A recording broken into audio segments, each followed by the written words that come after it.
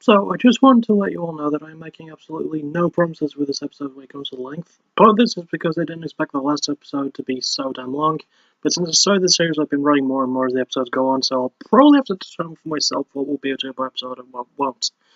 Luckily, today's band is the latter. Comeback Kid hail from Winnipeg, Manitoba, Canada, and have been around since 2000. It was originally meant as a side project of band members Andrew Goose Neufeld and Jeremy Hebert, and the side project became its own thing thanks to word of mouth in the Canada hardcore punk scene, and since then they've put out 5 albums, have gone through a fair few member changes, and with the possibility of new music soon this year, hopefully, they still have some room to grow. It's Backtracking, and this time it's Comeback Kid. We begin with their debut album, Turn It Around. Released in 2003 through Facedown Records, this album is the only one with that label. Also, I couldn't find anything about a producer for it, so let's just chalk it up to the band handling it themselves. Maybe with some outside help, I don't know. That would make sense considering that it was all independent, such albums that are released independently are usually produced by the band themselves in some way. Even though it's not listed on the main track thing from what I could find on Wikipedia, there is actually a guest star on the album, and that man is a dude named John Bain from the band One of These Days, and he appears on the track Always. As for the band's lineup itself, it goes as follows. Scott Wade is lead singer at the time, Andrew Neufeld on guitar and vocals, Jeremy Hebert on guitar and backing vocals, Cliff Hyde on bass, also on backing vocals as well, and Carl Profeta on drums. The album sound is pretty much a standard hardcore punk style, but there's a lot to enjoy, even as short as the album is. Standard style, standard time. Gotta love consistency within a genre. But at just about 27 minutes and 40 seconds, there is a lot of goodness to enjoy. It's weird spreading 13 tracks across such a short time frame, with the longest track being the closer Lorelei at just shy of 5.5 minutes, but it works for them. It might be the standard for a hardcore punk album not to be too long, but sometimes that can make it easier to listen to. Despite its raw sound, the album is surprisingly well polished, and despite the aggression, it's really easy to understand what's going on. From Wade and Goose's vocals to the instruments to the good helping of gang vocals, it's surprisingly creative with what it has, doing what it needs to do, not just to be cluttered with other albums at the time that were coming out. Another thing that I like is the consistency. The short tracks, of which there are many, flow pretty well into the longer ones without really dragging on, and it works vice versa as well. It's a really good balance that I enjoy, and even with the slightly longer tracks, the sound can change at the drop of a hat, and it keeps you guessing but doesn't go crazy with it, having plenty of songs that keep a good enough formula to balance it out. The members all perform well, with Scott's screams and singing sounding really good, with lyrics of betrayal, bad relationships, and living life up pretty easy to hear. The guitar work of Neufeld and Hebert provides some damn good chugs and breakdowns. Cliff's bass work isn't bad for his only album with the band, and Carl's just a really, really good drummer. Awesome timing, awesome speed, really good work on the snare, and he hits hard. Standout songs include Die Tonight, Always, Never Fade, Operative Word, and my favourite in the closer, Lorelei. For a debut hardcore punk album, Turn It Around has a few surprises in store that you just might like. I can easily recommend this one, it's a really good start.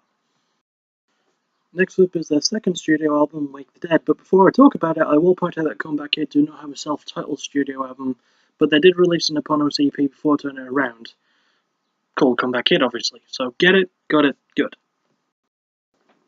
Anyway, Wake the Dead was released in 2005 through Small Man Records in Canada and was released everywhere else in the world through Victory Records. Nice, those guys again. Sweet. Anyway, the producer for the album is Bill Stevenson, and also this album is the shortest at 26 minutes and 18 seconds, and there is a lineup change as basically Cliff Hyde is replaced by Kevin Cole. It's also the band's last album with Scott Wade, and it's also the band's first album of all future releases with Victory. The album is also regarded as the heaviest and the best, and I want to get something out of the way really quickly. Heavy does not always equal great. Having said that, Wake the Dead is really, really fucking good. For one thing, it mostly does away with the tracks that are less than 2 minutes long. They're still there, but at least they have some substance to them. Let me put this into context for you. Turn It Around had 13 tracks in total, and about 7 of those were less than 2 minutes, with 2 of those not even reaching a minute and a half. On Wake the Dead, there are 11 tracks, and only 3 of those just barely reach 2 minutes. And that's a nice little contrast, I think. And I might share it with you all. I can't English today. Another nice little contrast is more gang vocals, and they do the thing that I love in punk rock where they all sing together and carry a song. It's still more often on this album, and it was present but not really fully shown too much on Turn It Around. I really like that, and it's hard not to sing along with what's happening, especially when it just sounds so positive, even if the subject matter always isn't. Even Scott's vocals on their own are easy to listen to, with the scream singing style coming across much clearer and sounding a lot better. I guess that's bolstered more by the gang vocals, and going back to those for a bit, the fact that they're around for the changes in beat and tone and still keep things clear together is just really awesome. It jumps from place to place but stays within its lines of capability, and it makes for a really awesome listen. Having said that, the rest of the instruments are great as well, and the pace is helped massively by a great chug, awesome breakdowns, and some really good production. The band members all performed brilliantly, with Scott Wade's Let's Go singing for the band being an awesome go indeed, containing impacting vocals and great lyrics about breakups, standing up for your own life, and overcoming personal disasters. The guitar work is awesome, with Neufeld and Hebert both having good scales and riffs to show off. Kevin's bass isn't too bad for his only showing on a Comeback Kid album, containing a good groove and consistency throughout, and Cole's drumming is always awesome with nice timing, speed, and great combos. Standout songs include the title track, Partners in Crime, The Trouble I Love, False Idols Fall, which is a really good song, and my favourite in Bright Lights Keep Shining. Everything that was good about Turn It Around is absolutely just great on Wake the Dead. Awesome production, surprisingly catchy and aggressive in all the right ways. I enjoy it, and you just might as well give it a go. It's worth your time, because it won't take you long. We move right along to their third album, Broadcasting. Released in 2007, the record label is unchanged, but the production crew gets a bit of a shake-up, with Bill Stevenson staying and joined by the band themselves and a dude named Jason Livermore. There's also a lineup change with Scott Wade not singing, instead being replaced by Comeback Kid's own Andrew Goose Neufeld. Everyone else still has their positions with their respective instruments, although Andrew plays guitar along with his singing, making this the band's only album as a quartet and the band's only album where Andrew is both lead vocalist and a guitarist. I forgot to mention that the difference between lead and rhythm guitar is slightly vague when it comes to Comeback Kid, but it is stated that Jeremy is lead guitarist and Andrew was rhythm guitarist first before the lineup change for the next album. Much like any other guitarist they've had in the lineup has been a rhythm guitarist. Oh, and yeah, spoiler alert, the lineup changes for each album. The only real constants are Andrew Neufeld and Jeremy Hebert, really. Anyway, I know this is rare, but I want to talk about the cool cover art. It's a photo of the Palace of Culture and Science in Warsaw, Poland, and it's one of Poland's most iconic buildings. I just thought that was a cool fact to share, so I wanted to share it with all of you. Anyway, back to the main album now. The gang vocal work is a bit different. It's mostly used as a platform for backing vocals, either repeating the sentiments of Goose's vocals or singing something that sounds similar and ties in really nicely with the message of the song. Either way, they still carry things along quite nicely, it just sounds really good. It just once again adds to the lovely consistency, and in all honesty, while it's only a slight shift, it's clear that the band didn't want to sound like they had Scott Wade anymore, with Neufeld having a much screechier voice to him. Not like Brian Johnson levels, but enough to separate him from Wade. It also builds more upon the melodic hardcore style that they added on Wake the Dead, and there's even a bit of nice clean singing from Goose, which I never thought I'd hear. Even Scott Wade's clean singing just sounded like him screaming a bit more coherently, and I quite like it. Goose does well enough as a lead vocalist, with his voice finding its own identity early on and his lyrics about taking what's yours, the media, and some political stuff easy enough to understand. His riffs are good too, but Jeremy's are just better in my opinion, with really great chugs and scales and such. Kevin's bass work keeps things nice and balanced, and Cole's drumming doesn't lose a step, with him playing along well with great timing and a really good work ethic. Standout songs include the title track, Defeated, Industry Standards, One Left Satisfied, and my favourite, In Case of Fire. Broadcasting continues to build upon what they set out with better production value, a bit of new stuff to try out, and a really good flow. I can't recommend it without a problem. Next up is their fourth album, Symptoms and Cures. Released in 2010 through Distort, Victory, and Cargo Music, and produced by the band themselves, Kenny Long and Eric Gratz. There are once again some loud changes. Sorry about that, my brother popped in to say hi and we played with our fidget spinners. That sounds really wrong. Anyway, Goose, Kyle and Jeremy are all still present, but this time we have a new bassist in Matt Keel, and a new rhythm guitarist in Casey Hjelmberg. Pardon me. Symptoms and Cures is also their longest album at almost 40 minutes. It also has the most guest stars of any of their albums with 3. Nunu Pahera of A Wilhelm Scream on the track The Concept Stays, Liam Cormier of Cancer Bats on the song Balance, and Architect's own Sam Carter on the closer Pull Back the Reins.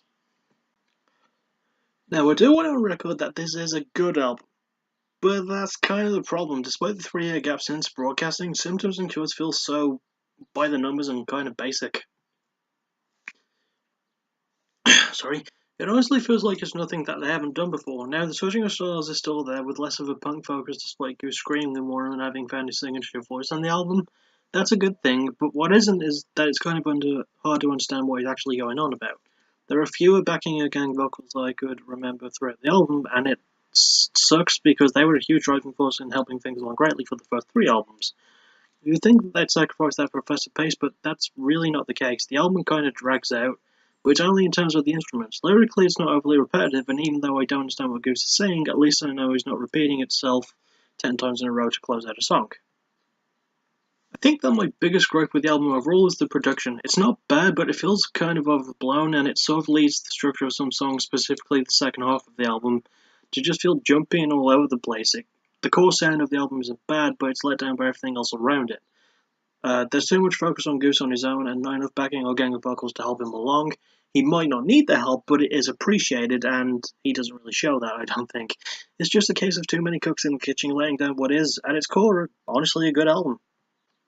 But like I said, it's only good, and it drags on too long to really show anything else. Goose's vocals, as I mentioned, take on a more screamy tone, but I can't understand what he's on about. Maybe stuff about addiction, relationships, and just the usual things for Comeback Kid, I don't know. Jeremy is great on guitar, but he does get bogged down a bit, as does Casey, who really isn't bad. But the rest are also similar, and they don't really offer enough when things do change on the album. Carl's drumming is still great, and as is Matt's bass work with good grooves from both men, but with too much else going on, it's really hard to follow them. Standout songs include the title track, Get Alone, GM Vincent's and I, Crooked Floors, and my favourite, And the Concept Stays.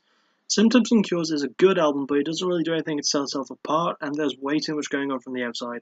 I can still sort of recommend it, as I don't fully hate it, but if given the option of, if I were asked what Comeback Kid album should I listen to first, this wouldn't be the album that I'd recommend to new listeners. Sorry. And finally, we reach their fifth album in Die Knowing. Released in 2014, marks the largest release period between albums. There are also a few changes to this one. First of all, only Comeback Kid themselves are producing it, and when a band self-produces something, it often results in great work.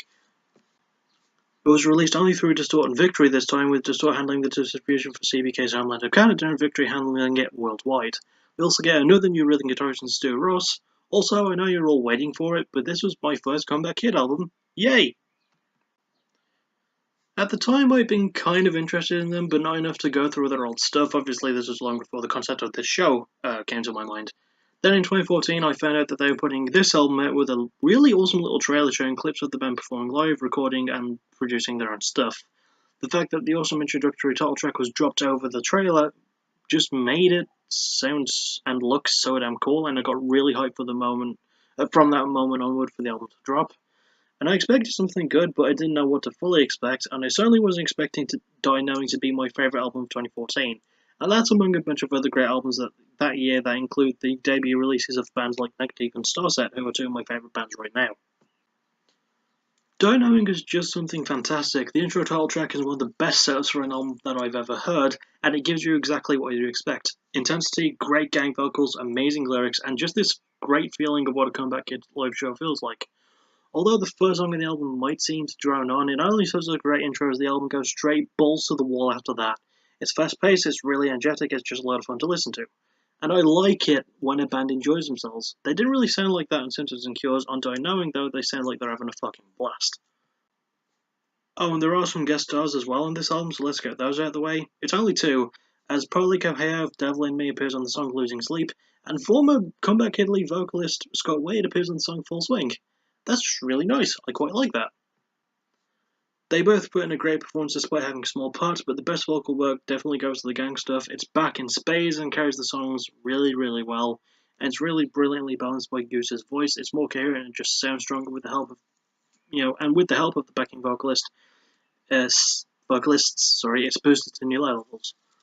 Hebert is still also on guitar, as is Ross, and they play some great licks, even adding some higher playing and notes, which I like.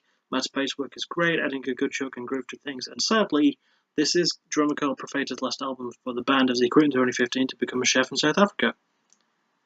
He does a great job here, though, and also good luck to his chefing in South Africa. Awesome combos, great work, and sweeps. It's just really brilliant. It's a really good sort of send-off for him, I guess, but before he left. Standout songs include the title track, Should Know Better, Didn't Even Mind, Somewhere Around This Miserable, and my favourite and the closest thing, N. Die Knowing is accessible, intense, brilliantly produced, well balanced, and it's just a lot of fun to listen to. Do I even need to tell you that this album is awesome? Well, it is. It's really awesome. And that's it for Comeback Kid. Well, for now anyway. I'd have to say that my favourite album was Die Knowing. I might be a bit biased towards it since it was my first CBK album, but it's just really fucking good. My least favourite album is maybe Symptoms and Cures. Whilst I do admire it for wanting to try something new, it doesn't pay off well, and everything feels kind of stripped down and drowned out. And it's still a perfectly fine album, but it feels a bit lacking to me, especially with the fact that there's just so much else going on around it. Anyway, that about wraps it up for the episode. Join me next time for a two-part episode, as I will be covering Real Big Fish, as requested by the man that is the Cole Train on the Renegades Discord server. You're awesome, Cole. Nice shout out for you.